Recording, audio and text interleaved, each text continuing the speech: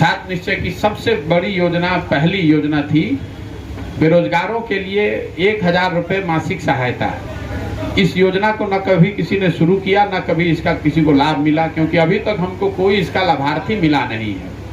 योजना में ये बताया गया था कि 18 साल से 25 साल तक के हर युवा को जब तक रोजगार न मिले उसको हर महीने सरकार की ओर से 1000 रुपया मिलता रहेगा। मुझे अभी तक इसका कोई लाभार्थी नहीं मिला है। दूसरी योजना सात निश्चय की थी स्टूडेंट क्रेडिट कार्ड की। स्टूडेंट क्रेडिट कार्ड के तहत ये प्रावधान किया गया था कि 12वीं के बाद जो बच्चे पढ़ाई करना चाहते हैं उनको अपने परिवार से आर्थिक मदद न लेना पड़े, इसके लिए बैंक उनको सस्ते दर पर पैसा देंगे ताकि बच्चे अपने बल पर पढ़ाई पूरी कर सकें और रोजगार मिलने के बाद उस पैसे को वापस कर सकें। इस योजना के तहत जब बनाया गया था तो अनुमान था कि करीब 1.25 करोड़ बिहार के बच्चों को इसका लाभ मिलेगा। सरकारी दावों को भी अगर आप देखिएगा तो आपको पता चलेगा कि 10 लाख से कम विद्यार्थियों को ही इसका लाभ अभी तक मिला है। ज्यादातर जगहों पर लोगों ने स्टूडेंट क्रेडिट कार्ड की योजना को भी भुला दिया है। पत्रकार बंधु भी ना इस पर कोई सवाल करते हैं, ना इस पर कोई टीका टिप्पणी होती है। सात निश्चय की जिस योजना की सबसे ज्यादा चर्चा गांव देहात में और आप लोग करते हैं वो है नल जल की योजना। सरकार का अपना वेबसाइट पर दावा है कि करीब 70% नल जल योजना काम कर रही है। जमीन पर जो हम लोग देख रहे हैं करीब 2/3 नल जल योजना काम नहीं कर रही है। या तो वो ठीक से बनी नहीं, या बनने के बाद चला नहीं, या चलकर थोड़े दिन के बाद बंद हो गया। उसमें जो भ्रष्टाचार हुआ, जो गलती हुई, वो तो एक बात है। एक जो बड़ी समस्या नल जल योजना को लेकर हम लोग को देखने को मिली, जिसकी चर्चा कम हो रही है, एक तो जिसने जो उस समय वार्ड सदस्य था, जिसने नल जल योजना बनाई या बनाने की जिस पे जिम्मेवारी थी, या तो उसने अपने ही जमीन पर उस योजना को खड़ा कर दिया। तो जब नतीजा ये हुआ कि जब वो वार्ड सदस्य अगली बार चुनाव हारा तब वो हैंड ओवर करने को तैयार ही नहीं है। कुछ जगहों पर ऐसा हुआ कि लोगों को ये भ्रम फैला दिया गया कि जिसके जमीन में ये योजना लगेगी उसको सरकारी नौकरी मिल जाएगा। स्वाभाविक तौर पर उसको नौकरी मिली नहीं है, तब वो योजना को चलने नहीं दे रहा है, उसका ताला चाबी लेके बैठा हुआ है। और शादियों में या गांव के किसी कार्यक्रम में कई लोग तो पानी का कारोबार भी कर रहे हैं वही नल जल योजना चलाकर।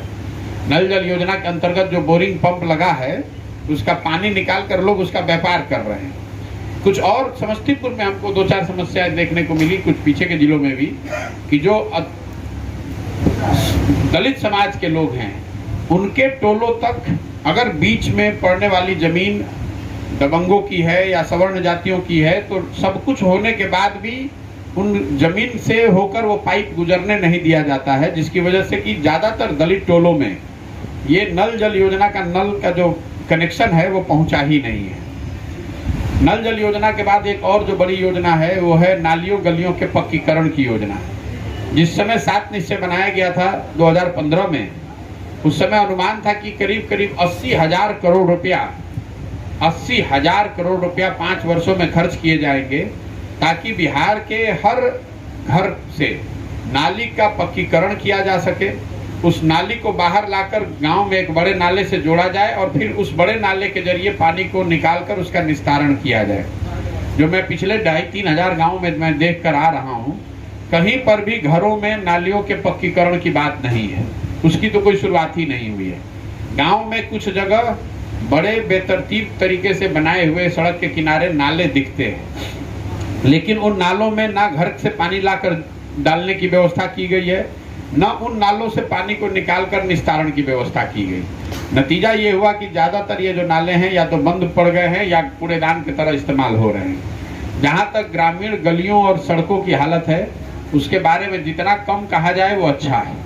कई लोगों को, हम लोग को लगता है कि नीतीश जी के राज में सड़कों की स्थिति सुधरी है, तो निश्चित तौर पर सड़कों की स्थिति सुधरी है। जिले के स्तर पर स्टेट और नेशनल हाईवे में सुधार हुआ है। जब थोड़ी बहुत बरसात की पानी हुई है, हम लोग गुजर रहे हैं, शायद ही कोई ऐसा गांव है जहां पर कि आप रोड से निकल जाइए और उसमें पानी न भरा हुआ हो, जल जमाव न हो, कीचड़ कादो न हो।